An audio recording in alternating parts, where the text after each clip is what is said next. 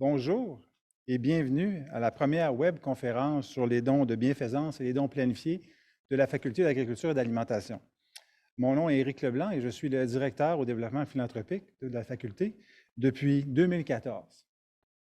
Afin de limiter les bruits ambiants et améliorer la qualité de l'enregistrement pour future utilisation de la webconférence, vos micros et vos caméras seront fermés.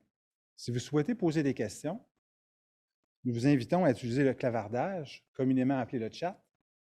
Toutes les questions seront prises en compte et nous nous assurerons d'y faire un suivi pendant ou après la rencontre. L'événement d'aujourd'hui est rendu possible grâce à la collaboration du doyen de la faculté, M. Denis Roy, du directeur dons majeurs et planifiés, M. Marc Deschaines, de notre expert invité, Simon Pro-Pinard, conseiller en sécurité financière chez BGY, Services financiers intégrés, ainsi que la participation d'une précieuse donatrice à notre université que nous vous présenterons un petit peu plus tard pour garder l'effet surprise. Donc, à tour de rôle, mes collaborateurs prendront la parole pour vous parler de philanthropie et de l'impact de cette dernière sur l'enseignement, la recherche et nos étudiants. Avant de débuter, j'aimerais brièvement vous présenter notre fondation.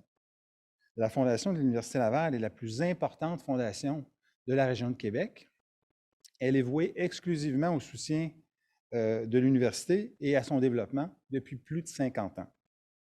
Nos sphères d'impact sont la recherche, les bourses et le soutien aux étudiants.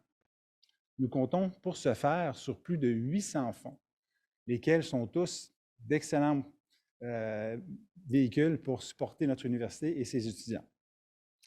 J'aimerais maintenant passer la parole au doyen de la faculté, M. Denis Roy. Denis? Merci, M. Leblanc, pour votre introduction. Madame, Messieurs, chers diplômés, bonjour. Nous sommes heureux de vous compter parmi nous ce midi. Au cours des prochaines minutes, vous serez en mesure d'obtenir des informations sur la Faculté des sciences de l'agriculture et de l'alimentation, la FSAA, et de connaître que nos divers fonds philanthropiques sont en mesure de supporter au sein de notre faculté. Je débute par vous brosser le portrait actuel de la FSAA, qui est la seule institution d'enseignement de recherche universitaire en agriculture et en alimentation de langue française en Amérique du Nord. Nous retenons que 118 professeurs et 400 employés se dédient à notre mission d'enseignement et de recherche auprès de nos 1287 étudiants au premier cycle, à nos 518 étudiants au deuxième et troisième cycle, sans oublier nos 1025 étudiants dans les programmes courts et à distance. En tout, la FSAA compte plus de 17 000 diplômés qui ont fréquenté l'un de nos 40 programmes.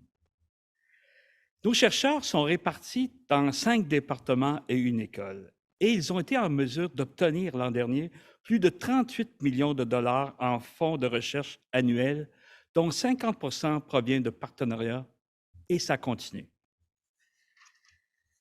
La faculté est fière de compter sur la présence de 30 associations, clubs ou comités étudiants, dont l'AGETAC, qui regroupe les étudiants de premier cycle, le comité pour la semaine de l'agriculture et de l'alimentation et de la consommation, la SAC, de même que l'AGA pour les étudiants de deuxième et troisième cycle. Je désire maintenant vous présenter l'impact de la philanthropie au sein de la FSA. Les dons recueillis à la FSA sont d'environ 1,8 million de dollars par année. Avec plus de 50 fonds, la philanthropie est présente dans l'ensemble de nos programmes et départements, souvent par le biais de dons annuels. Plusieurs ont aussi été rendus possibles par les biais d'une philanthropie planifiée. Les dons reçus sont soit capitalisés ou encore utilisés immédiatement selon la volonté des donateurs. Les retombées sont parlantes. Plus de 200 étudiants bénéficient annuellement des bourses remises par la FSA. Passons maintenant à des exemples concrets. Notre fonds de recherche et d'enseignement Germain-Brisson permet d'accorder plus de 75 000 $ par an à des bourses au cycle supérieur, à la précarité financière ainsi qu'aux associations étudiantes. Le fonds Jean-Paul Houle, lui, nous aide à accorder plus de 28 000 par année pour des bourses au cycle supérieur, tandis que le Fonds de la relève scientifique famille Lucius Belzis, grâce à lui, nous versons plus de 30 000 par an aux bourses au doctorat. Ajoutons ici le Fonds de nutrition publique qui offre 19 000 par année en soutien à des bourses au cycle supérieur et en bourse de voyage. Je m'en voudrais de ne pas parler aussi d'un autre aspect très important, le fonds de soutien à des chaires de leadership.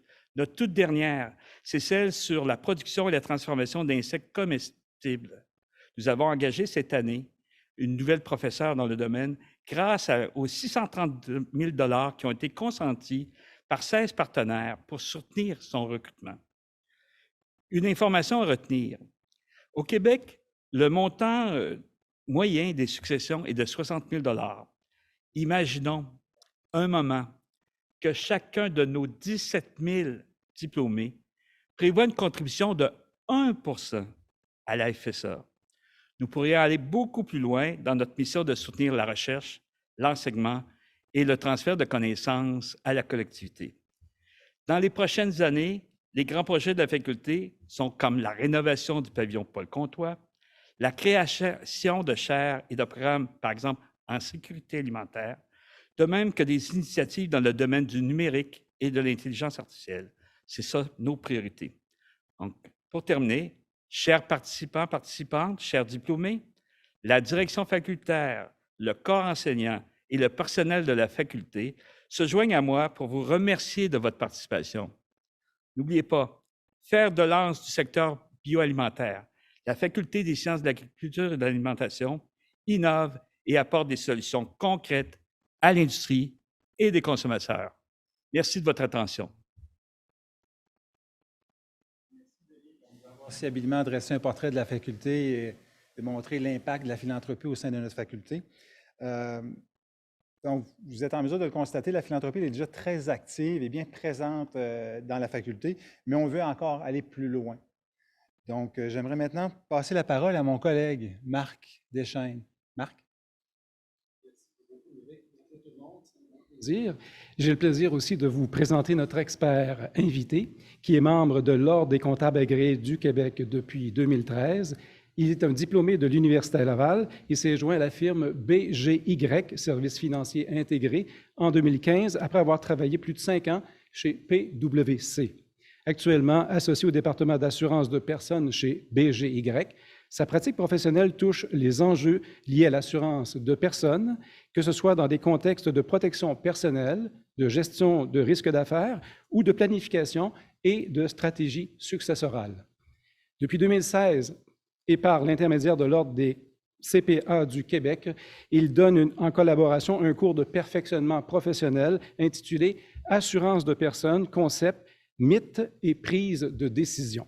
En 2021, il a obtenu la prestigieuse désignation internationale TEP pour Trust and Estate Practitioner, ce qui fait de lui un expert et un spécialiste en fiducie et en succession. Vous l'aurez deviné, notre expert invité est également impliqué dans le monde caritatif au Québec auprès de plusieurs fondations d'envergure, dont celle de l'Université Laval. Mesdames et messieurs, j'ai le plaisir de vous présenter M. Simon Proulx-Pinard. Bonjour. Merci beaucoup, Marc, pour cette belle introduction. Donc, peut-être juste pour faire une petite parenthèse sur BGY, en fait. BGY, c'est quoi? C'est une firme de services financiers intégrée qui regroupe un peu plus de 50 professionnels de diverses expertises qui accompagnent les clients dans leurs questions d'une part de planification financière personnelle, de gestion d'actifs et également pour les questions, toutes questions d'assurance de personnes.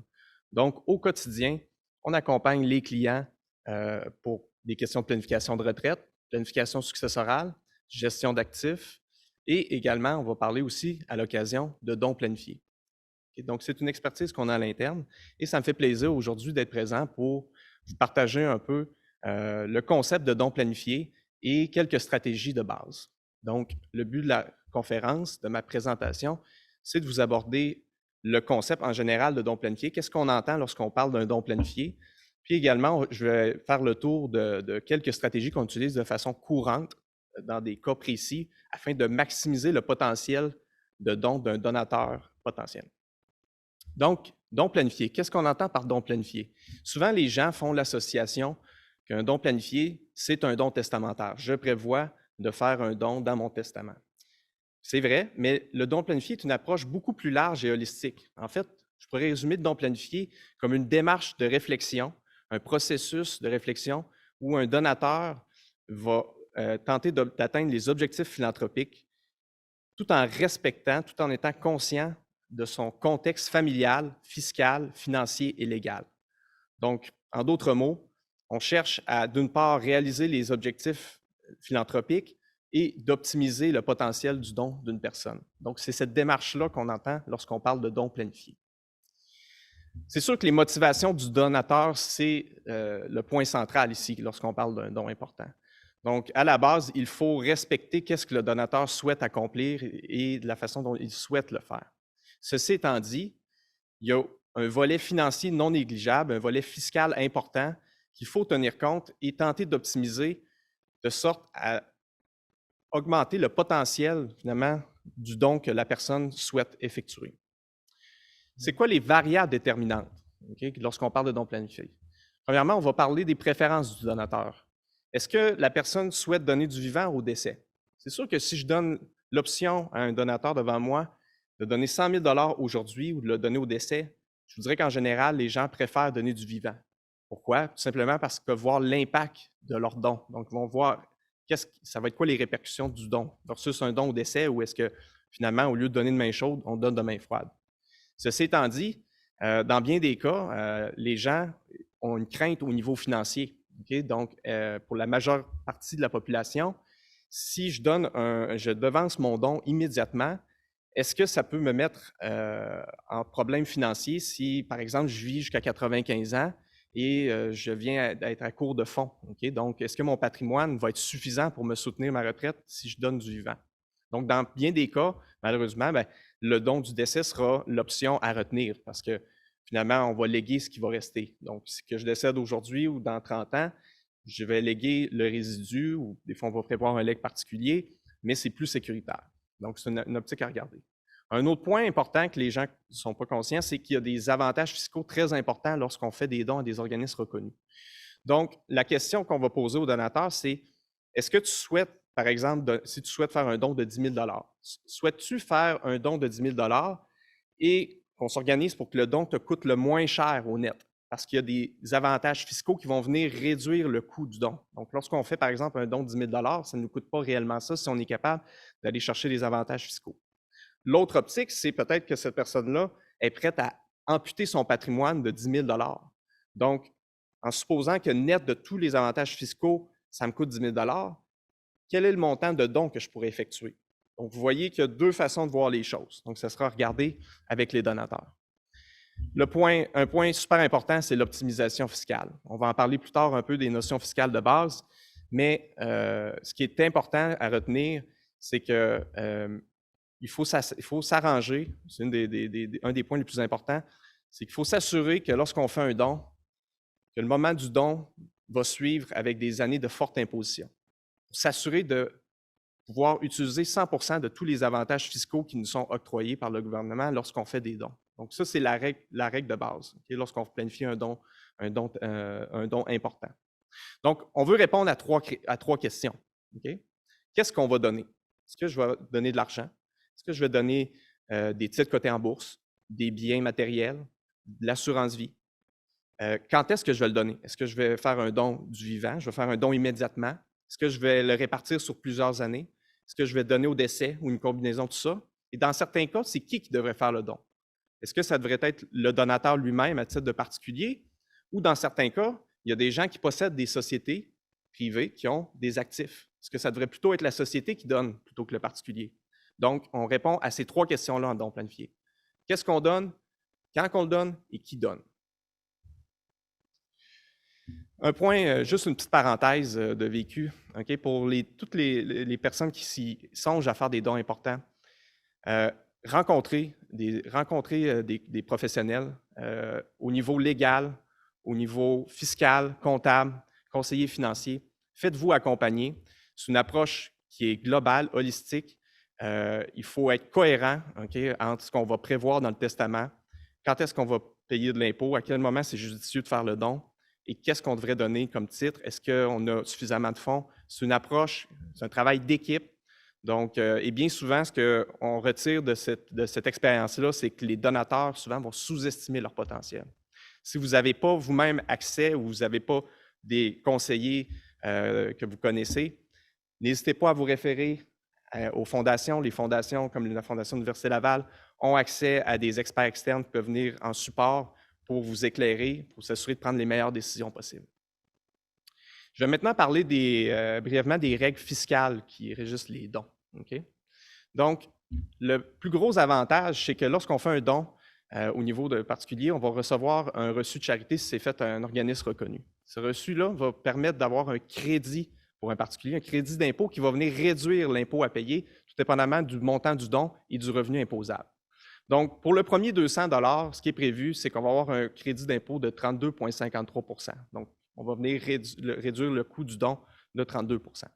Lorsqu'on parle de dons planifiés, souvent, ça va être des dons plus importants. Donc là, on va augmenter de strate et le taux de crédit va varier entre 48,22 et 53,31, tout dépendamment du revenu imposable dans l'année donnée du particulier qui donne. Donc, règle générale, on peut faire une règle du pouce pour dire que lorsqu'on fait un don planifié, à la base, on devrait recevoir un avantage fiscal qui va réduire de 50 % le coût du don, ce qui est non négligeable. Il y a des limites, par contre.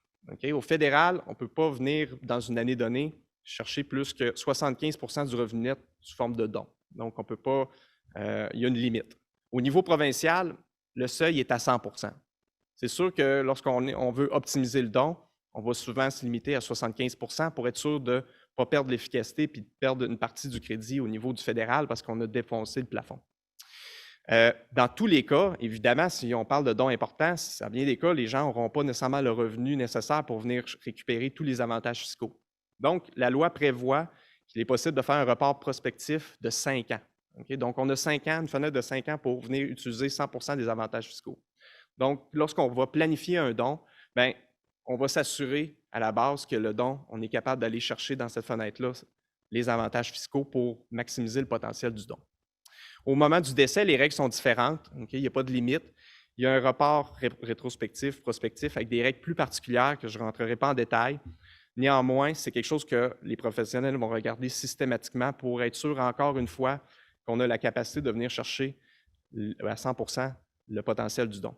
Parce qu'il y a beaucoup de gens qui prévoient des legs au décès parce que c'est simple et sécuritaire, mais ce qu'il faut comprendre, c'est que dans bien des cas, il n'y a pas nécessairement assez d'impôts à payer au décès pour venir chercher tous les avantages fiscaux. Et c'est là, encore une fois, qu'il est important de faire une planification et de s'assurer qu'on ne vient pas perdre ces précieux avantages fiscaux-là parce qu'on a donné une somme trop importante au décès par rapport à ce qu'on avait à payer comme impôt. Ça m'amène à parler de succession. Okay? Quand on a une succession, il y a toujours, en fait, il peut y avoir 3 bénéficiaires d'une succession. Il peut y avoir, dans le fond, les héritiers qui sont prévus au testament. Il y a l'impôt, évidemment, et potentiellement les organismes de bienfaisance. Mais vous savez, si vous voulez, vous pouvez en faire disparaître un des 3. Vous pouvez faire disparaître l'impôt.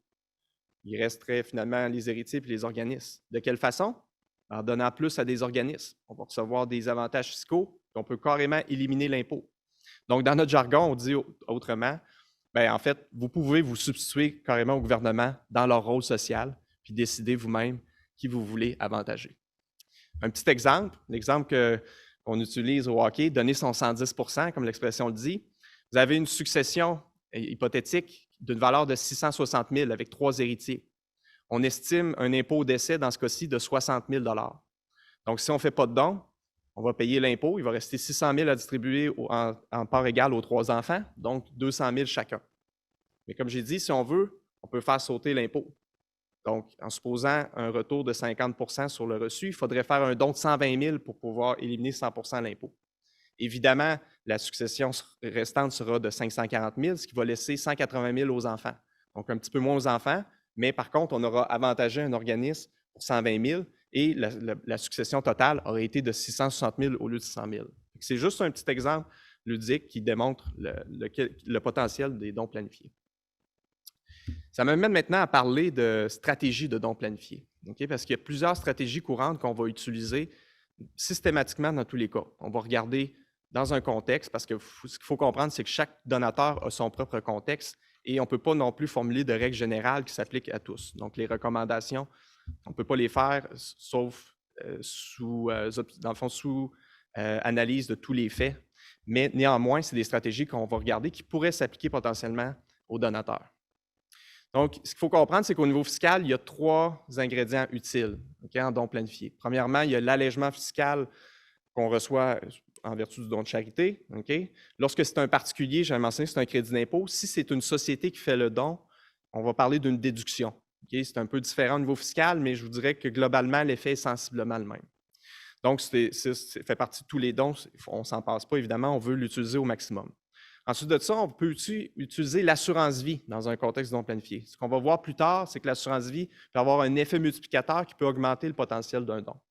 Et finalement, il y a une disposition dans la loi qui prévoit un traitement fiscal supplémentaire avantageux lorsqu'on fait un don de titres cotés en bourse. Donc, vous donnez un portefeuille d'actions, des actions que vous possédez, qui ont un gain latent. On va voir qu'il y a un avantage fiscal. Donc, quel est l'avantage fiscal qui est lié au don de titres cotés en bourse? C'est que souvent, des donateurs vont posséder justement des placements non enregistrés, soit personnellement ou via une société, qui vont avoir accumulé de la valeur. Donc, il va avoir un gain latent.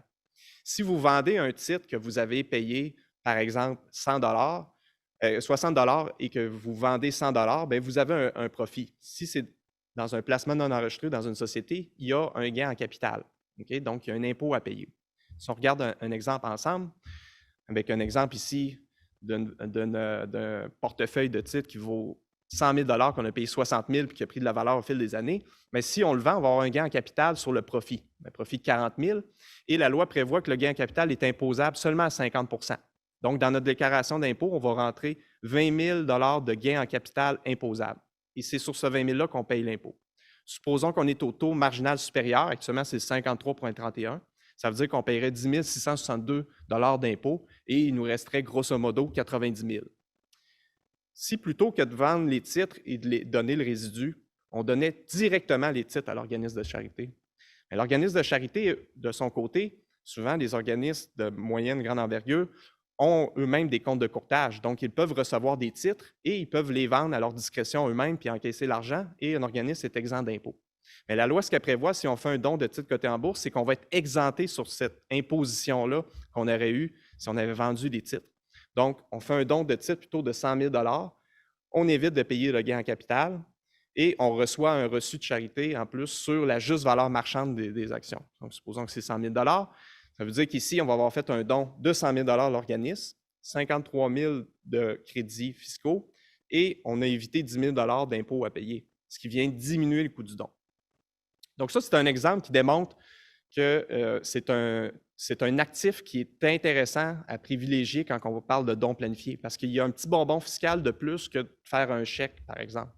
Donc, systématiquement, lorsqu'on a des donateurs, on va regarder s'ils détiennent des titres cotés en bourse, soit personnellement ou via une société, et on va regarder si c'est peut-être intéressant de donner des titres en partie plutôt que de donner des sommes. Lorsque le donateur, c'est une société, il y a un autre avantage fiscal. En fait, c'est que 100 % du gain exonéré va être crédité au compte fiscal qu'on appelle le compte de dividendes en capital. Donc, grosso modo, ce que ça permet de faire, c'est que ça permet de verser des dividendes libres d'impôt à un actionnaire. Donc, ça, c'est un autre avantage de plus. Je ne rentrerai pas en détail, mais c'est quelque chose qu'on va regarder. Est-ce que c'est préférable, encore une fois, de faire le don via la société ou personnel, tout dépendamment où les titres sont détenus? Une petite parenthèse, on entend souvent parler de ça, les dons d'actions accréditives. Donc, c'est des stratégies qui sont promues de faire un don d'actions de titres accréditives. Ce qu'il faut comprendre, c'est que depuis 2011, les actions accréditives ne bénéficient plus de l'exemption que je viens de discuter par rapport aux titres cotés en bourse. Ce qui fait que de donner des actions accréditives n'est pas plus avantageux que de faire un chèque, que de donner de l'argent. Donc, si vous avez déjà eu des présentations à ce niveau-là, faites attention aux chiffres qui sont présentés parce que quand on fait les calculs, donner des actions accréditives, ça coûte la même chose que donner de l'argent liquide. C'est juste une petite parenthèse. Ça m'amène à parler de Ça va même parler de stratégies, différentes stratégies. Donc, la plus simple, évidemment, c'est le legs testamentaire. Donc, je prévois au décès que je vais faire un legs de 100 000 à l'organisme. C'est très simple. Ce qui est important, c'est de s'assurer dans le testament que le liquidateur aura la flexibilité, peut-être de faire le don avec les sommes qu'il veut, peut-être de donner des titres cotés en bourse si le défunt en possède, plutôt que de donner de l'argent pour bénéficier de cet avantage fiscal-là. Donc, c'est très simple, c'est sécuritaire parce que le donateur sait qu'il va donner ce qui va rester souvent au décès. On est sûr de ne pas manquer de somme. Encore une fois, le risque ici, c'est est-ce que j'ai suffisamment d'impôts à payer au décès en fonction du don que je vais faire pour pouvoir bénéficier de tous les avantages fiscaux. Donc, ce n'est pas rare qu'il y ait des donateurs qui ont, par exemple, des revenus de pension importants, une belle pension pour la retraite, possèdent une résidence qui est exemptée, avec l'exemption sur résidence principale, peut-être un peu de placements enregistrés et des placements non enregistrés. Et ce qui fait que quand on regarde globalement, il n'y aura pas une charge fiscale élevée au décès. Quand ils vont décéder, l'impôt qu'ils vont avoir à payer ne sera pas nécessairement élevé par rapport à leurs actifs. Donc, s'ils prévoient un don important, on peut se retrouver dans une situation où est-ce qu'on va faire un don puis on ne sera pas capable d'aller chercher 100% des avantages fiscaux qui auront été octroyés à ce qu'on a fait un don. Donc, ici, c'est important de faire une planification et de vérifier toujours sous condition d'une planification de retraite, s'assurer que la personne a la capacité de le faire, de peut-être, dans ce cas-ci, devancer un peu du vivant les dons, de sorte à bénéficier 100% des avantages fiscaux. Donc, je vais juste vous montrer un exemple chiffré, qui est purement théorique. On parle d'un don d'1 million. Ici, je vous rassure, don planifié, vous n'êtes pas obligé de faire un don d'1 million. Là, Ça aurait pu être 100 000 10 000 ça aurait pu être 5 000 1 000 Le but, c'est de faire un chiffron puis de mettre ça avec des chiffres pour qu'on comprenne mieux. Donc, ici, dans tous les cas, je vais expliquer, c'est toujours un don d'1 million que je vais utiliser. Donc, le donateur au décès fait un don d'1 million et au moment où il décède, il va faire un paiement d'1 million. C'est le coût du don que ça lui aura coûté. Il reçoit un allègement fiscal, excluant la question des titres cotés en bourse.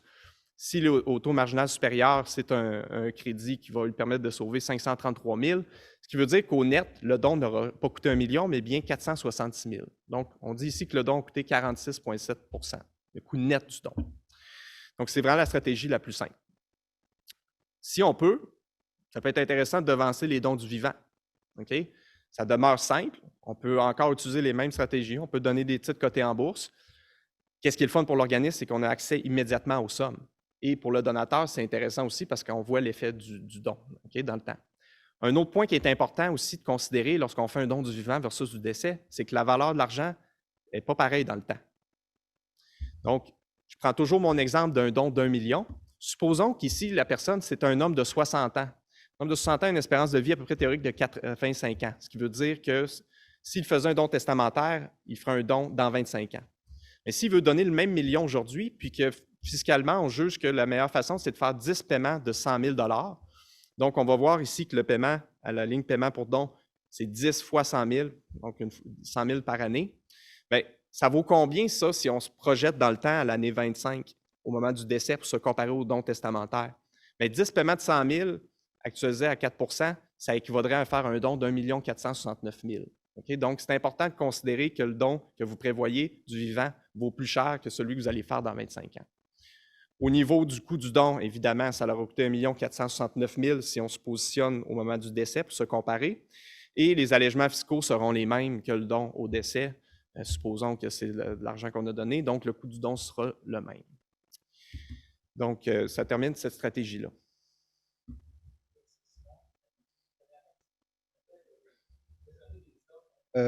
Au décès peut faire partie d'une stratégie fiscale avantageuse. Donc, à ce sujet et en continuité avec votre propos, nous avons le plaisir d'accueillir aujourd'hui une fidèle donatrice à la Fondation, Mme Carole Martinez. Bonjour, Carole. Ça va bien? Très bien, merci. Donc, vous êtes une employée de l'Université Laval et une fidèle donatrice à la Fondation depuis 2013. Pourriez-vous, dans un premier temps, nous parler de votre cheminement avec la Fondation, puis votre lien d'attachement avec la Faculté d'agriculture et d'alimentation? Bien sûr.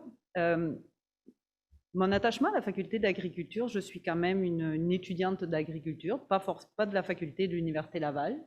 Mon accent me trahit un petit peu, mais J'ai fait mes études en France et j'ai toujours pensé que l'agriculture était importante dans la vie en général. Et lorsque je suis devenue employée à l'Université Laval, je me suis aperçue que ça pouvait avoir un don que je pouvais faire, pouvait peut-être avoir un impact sur les étudiants, sur la recherche.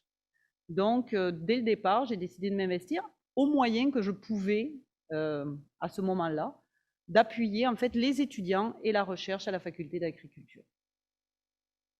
Très bien, mais merci pour cette belle marque de confiance et cette générosité envers nos étudiants. En plus de votre contribution annuelle, vous avez récemment décidé de prévoir un don planifié au bénéfice de notre faculté. Qu'est-ce qui a motivé votre choix? Comme on en a parlé un petit peu avec Éric, on arrive à un moment, un âge dans notre vie, je ne vous donnerai pas mon âge bien entendu, mais on arrive à un moment où on se dit, ben, il faudrait peut-être qu'on mette en place nos stratégies financières et nos stratégies de dons. Et je voudrais, à long terme, que mes dons puissent faire une différence. Donc effectivement, je me suis engagée sur un don annuel auprès de la faculté d'agriculture, mais je me suis dit qu'à mon décès, j'aimerais qu'une partie de ce que j'ai pu récolter grâce, entre autres, à l'agriculture et grâce à toutes les études que j'ai faites, qui m'ont été, moi, grassement payées, ça puisse revenir à l'éducation et à la recherche. Et j'ai décidé de faire un don à mon décès, hein, même en ayant écouté tous les avantages fiscaux, mais j'avais pris cette décision-là, de faire un don à mon décès pour la faculté d'agriculture, en laissant ça très large, parce que je ne prévois pas décéder rapidement, je me prévois un petit peu de marge encore de manœuvre. J'étais très contente que Simon dise qu'on pouvait attendre 25 ans après 60, donc je me laisse encore quelques années pour en profiter. Et les femmes, c'est encore plus, c'est merveilleux. Mais donc, je veux que la faculté puisse être libre d'utiliser mon don pour que ça serve à l'enseignement et à la recherche. Ma seule restriction, c'est enseignement et recherche en agriculture. À partir de là, ça laisse quand même une bonne marge de manœuvre pour que la fondation et la faculté utilisent à bon escient l'argent qui leur sera donné à ce moment-là. Tout à fait. Je vous remercie pour ce précieux témoignage. Je suis persuadé que votre geste de générosité va en inspirer plusieurs, du moins je le souhaite. Donc, sur ces belles paroles, je passe la parole à Simon qui va poursuivre sa présentation. Merci.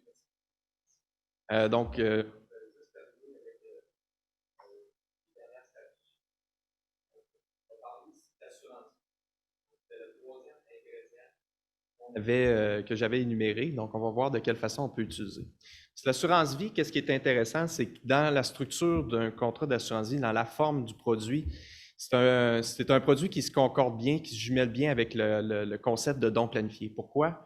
Parce que dès le jour 1, vous avez un capital d'essai qui est garanti, donc vous pouvez, peu importe l'année du décès, parce que malheureusement, c'est quelque chose que très souvent on ne peut pas prévoir à l'avance, on ne sait pas quand est-ce qu'on va décéder, mais on peut avoir une intention philanthropique et la garantir dès le jour 1 en souscrivant un contrat d'assurance vie.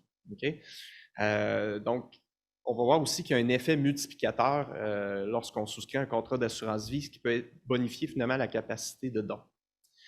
Juste pour faire une petite parenthèse, qu'est-ce qui est important, c'est de faire la distinction ici à l'assurance vie. Les gens, des fois, il y a deux rôles, puis les gens, des fois, sont confus.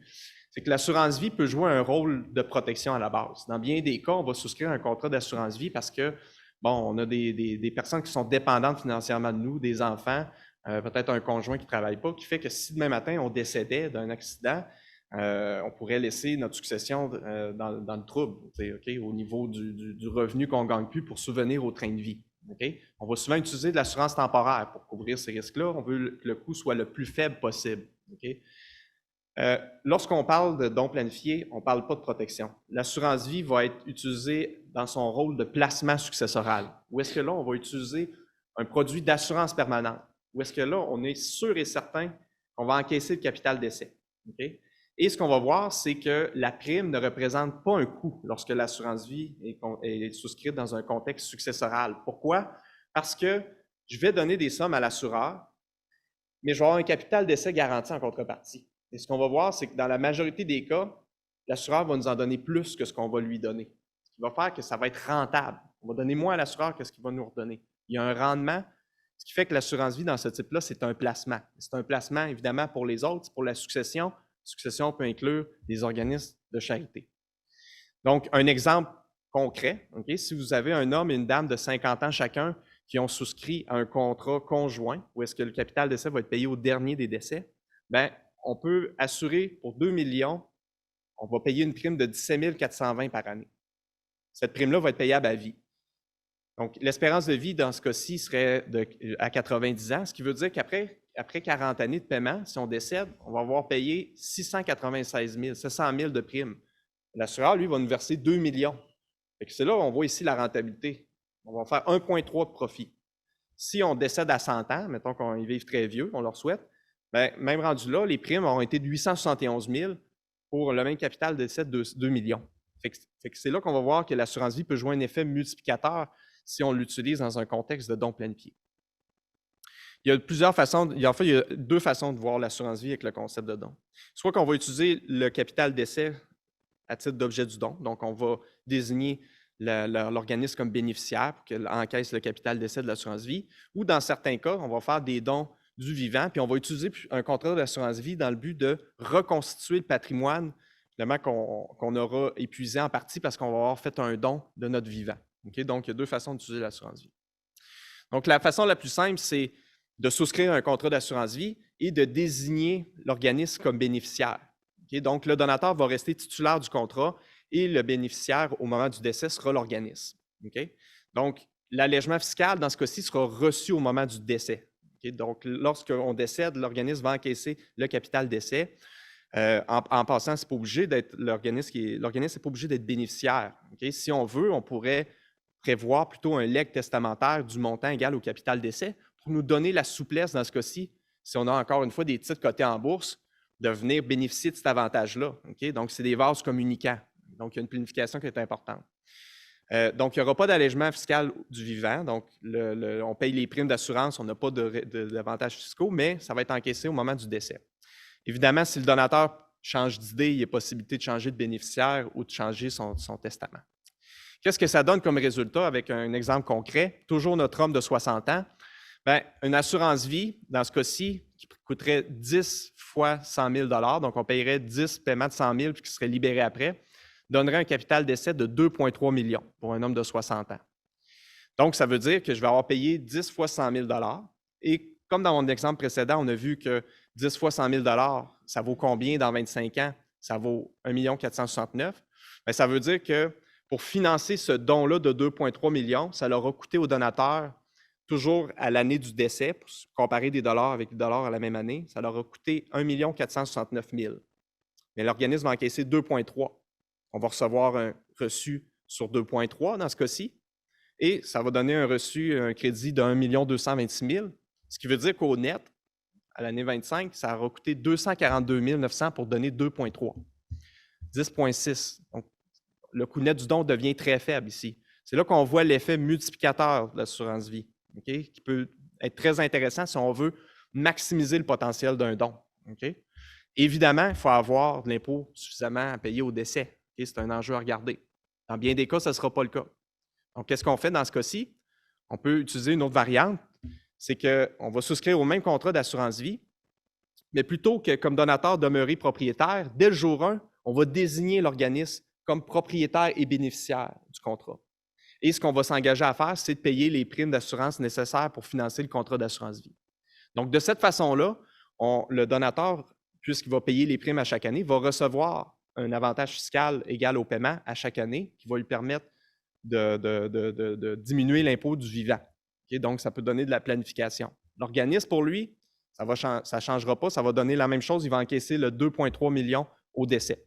C'est juste que nous, plutôt que d'avoir un reçu de charité à la fin, puisque c'est l'organisme qui est propriétaire du contrat, l'avantage fiscal que le donateur recevra, ce sera sur le paiement des primes. Donc, si on reprend encore le même exemple, c'est le même contrat d'assurance vie, bien, on voit qu'on fait les mêmes paiements et le coût du don, si on se rapporte toujours à l'année 25 au moment du décès, ça va être 1 469 000 de dons. L'allègement fiscal sera calculé finalement sur les primes qu'on aura payées de 100 000 $. Donc, on va avoir un allègement d'1 469 000 qui va nous donner un crédit de 783 000. Donc, le coût du don aurait été de 685 000 dans ce cas-ci pour donner 2,3 millions. Donc, ça aurait été un coût net un peu plus élevé. Donc, c'est sûr qu'en théorie, on aime mieux donner le capital d'essai parce que c'est le même produit, mais en pratique, il faut comprendre aussi qu'il faut avoir suffisamment d'impôts à payer. Donc, dans bien des cas, peut-être cette stratégie-là sera plus intéressante. Également, ce qui est important, c'est qu'on ne peut pas changer nos intentions testamentaires, nos intentions de don, parce que l'organisme sera propriétaire du contrat d'assurance. Donc, on n'aura pas de droit dans ce contrat-là. La dernière approche, puis je termine là-dessus, c'est plutôt, si on veut, par exemple, dans les données du vivant, c'est que dans les 2 derniers cas, le don, on le fait au décès. Hein, l'organisme va encaisser l'argent au décès. Donc, si on veut donner du vivant, une façon de le faire, puis de pouvoir utiliser l'assurance-vie, c'est de faire carrément le don qu'on voulait faire du vivant et peut-être d'utiliser les avantages fiscaux reçus, donc les crédits, pour souscrire à un contrat d'assurance-vie. Ce contrat d'assurance-vie-là sera la propriété du donateur et sa succession en sera bénéficiaire. Donc, de cette façon-là, on va avoir d'une part appauvri le patrimoine du vivant, mais on va le renflouer en partie en réencaissant le contrat d'assurance-vie, le capital, au moment du décès. Donc, c'est toujours le même exemple, le 10 paiement de 100 000 qu'on voit. Donc, on le donne du vivant. Donc, on fait un chèque de 100 000 à l'organisme. On peut donner des titres cotés en bourse. On va recevoir un avantage fiscal. Et supposons qu'on utilise cet avantage fiscal-là ici, qui est encore une fois de 783 000, pour payer un contrat d'assurance-vie. Bien, 783 000 permet d'acheter un contrat d'assurance-vie de 1,2 million dans ce cas-ci. Ce qui veut dire qu'on aura finalement renfloué la succession de 1,2 million. Donc, on va avoir appauvri d'une part la succession d'1 469 000 au fil des années en valeur future, mais au moment du décès, la succession va réencaisser le capital d'essai, ce qui veut dire qu'au net, ça nous aura coûté 255 000 pour donner 1 469 000, toujours basé à l'année 25. Donc ça peut être intéressant, surtout pour les gens qui veulent absolument donner du vivant. Parce qu'oubliez pas, l'humain passe avant le financier. Si la personne veut donner du vivant, on doit travailler en fonction de respecter ses objectifs, même si fiscalement, c'est peut-être plus avantageux de donner un capital d'essai. Police d'assurance-vie existante. Il y a bien des donateurs qui ont déjà des polices d'assurance-vie. Systématiquement, on va regarder. Quand vous avez une assurance-vie, abandonnez jamais une police d'assurance-vie que vous avez souscrite. Okay? Dans bien des cas, au pire aller, donnez-la à un organisme de charité. Vous allez recevoir un reçu basé sur la juste valeur marchande du contrat. Ne faites pas l'erreur d'abandonner des contrats. On va le regarder si ça peut être intéressant de donner un contrat au décès plutôt que de faire peut-être une autre stratégie. Donc ça, c'est important aussi à tenir en compte. D'autres stratégies que je n'ai pas abordées, mais qui peuvent être pertinentes. On va parler souvent de dons en nature. Donc, c'est très, très fréquent, des dons d'œuvres d'art, de biens culturels, participation dans un bien également. On va parler des fois de fiducie résiduaire de bienfaisance. Les gens veulent créer des fois des fonds de dotation. Il peut y avoir des stratégies de dons d'actions de sociétés privées qui sont particulières. Il y en a plusieurs. Donc, je ne rentre pas en détail, mais c'est d'autres stratégies qu'on va regarder dans tous les cas. Donc, ça termine ma présentation. Je vous remercie beaucoup pour l'attention que vous m'avez apportée. Merci beaucoup, Simon. Écoutez, très instructif. On a reçu quelques questions, mais d'abord, j'aimerais préciser une chose. Le don planifié de Mme Martinez il y a quelques instants a été fait via le programme Pérénia. Pérénia a une devise, perpétuer le savoir, qui s'inscrit parfaitement bien dans le soutien à l'enseignement, la recherche et la création à l'Université Laval. Donc, le nom de notre programme de don planifié, c'est Pérénia. Rapidement, Simon, en rafale, des questions. Une question donc, qui porte sur les FER, les fonds enregistrés d'épargne retraite. Une dame nous demande, est-ce que l'on peut utiliser le décaissement du FER au décès sans payer de l'impôt si on fait le don du décaissement à une fondation? Oui, la réponse, c'est oui, on peut le faire. Donc, il est possible de prévoir un legs de son FER ou du REER, mais souvent, des fois, ça va être le FER au décès.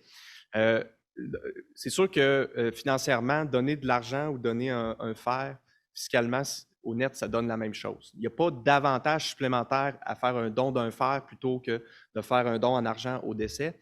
Néanmoins, cependant, c'est sûr que le FER, il y a toujours un impôt qui est rattaché au FER. Donc, on sait clairement que si on donne le FER, c'est qu'on va avoir suffisamment d'impôts à payer pour pouvoir utiliser le crédit. Donc, oui, c'est tout à fait possible. Encore une fois, est-ce qu'on préfère donner un FER plutôt que donner d'autres choses? C'est une question qui doit être regardée en fonction des faits qu'on aura eu, l'ensemble des faits. Mais oui, c'est possible. Merci, Simon. Une autre question. Si je souhaite faire un don important à mon décès et que je n'ai pas encore accumulé tout l'argent nécessaire, est-ce que l'assurance vie pourrait être un bon véhicule? Bien, on l'a vu avec les exemples chiffrés, dans le fond, Marc, c'est qu'on voit qu'il y a un rendement. Donc, c'est sûr que si on souscrit un contrat d'assurance vie, dans la majorité des cas, c'est sûr que ça dépend toujours de l'état de santé et de l'âge. Donc, ça dépend de certains facteurs. Mais dans la majorité des cas, provisionner un contrat d'assurance vie va coûter moins cher que le capital d'essai qu'on va verser. Donc, c'est une façon intéressante de garantir finalement une intention philanthropique, parce que le capital d'essai est garanti à un coût qui va être moindre que de tout simplement économiser les sommes. Okay? Donc, oui, c'est une façon de le faire. Encore une fois, ça demeure du cas par cas, parce que ça ne coûte pas la même chose assurer une personne de 82 ans que quelqu'un de 50 ans. Donc, il faut regarder ça, mais oui. C'est juste. Un dernier point, et c'est un point d'éclaircissement, Simon. En septembre dernier, vous avez accordé une entrevue au journaliste Daniel Germain du Journal de Montréal, et vous avez abordé le don par testament. Et parlant de stratégie fiscale, vous avez dit à peu près ceci, je vous cite là, la clé, c'est de coordonner l'élan du cœur avec les années de forte imposition. Pourriez-vous élaborer davantage là-dessus? Effectivement, ça revient un peu, c'est une façon peut-être élégante de le dire, mais ça revient un peu à ce que j'ai abordé un peu plus tôt, c'est que c'est la clé. Okay? Autant que possible, les gouvernements donnent des avantages fiscaux non négligeables pour inciter les gens à donner. Okay? C'est quand même pas rien. Là. On donne 100 000 $, on donne 10 000 $, puis on en reçoit 5 000 de retour d'impôt. Donc, si on veut maximiser le potentiel d'un don, parce qu'au net, on doit toujours regarder qu'est-ce que ça nous coûte net d'impôt, il faut toujours essayer de planifier en fonction de l'impôt qu'on a à payer. Donc, c'est sûr que si on prévoit un don et qu'on n'a pas suffisamment d'impôts à payer pour venir récupérer, bien, c'est des sommes qui, par ailleurs, auraient pu être mieux utilisées pour peut-être donner plus à un organisme. Donc, c'est une des clés, c'est une des analyses clés qu'on essaie toujours de faire en don planifié. Donc, ça répète un peu ce que j'ai dit, mais c'est parce que la règle, le concept est simple, mais s'applique dans tous les cas. Il faut essayer de maximiser ça. Ces avantages fiscaux-là sont non négligeables. Merci beaucoup, Simon. Alors, de retour à vous, Éric. Merci, Marc. Merci, Simon.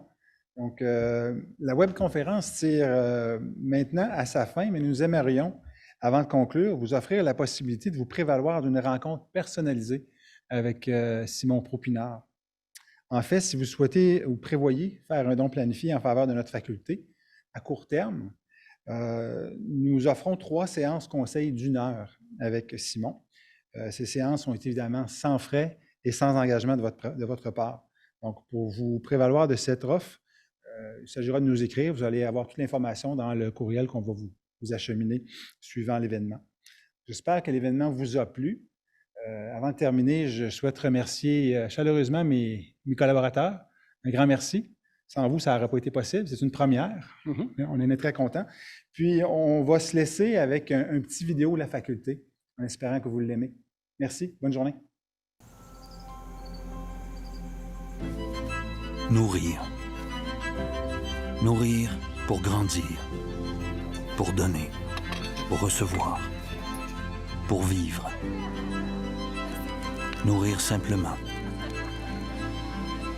Comme ici et partout ailleurs. Se nourrir et nourrir les autres.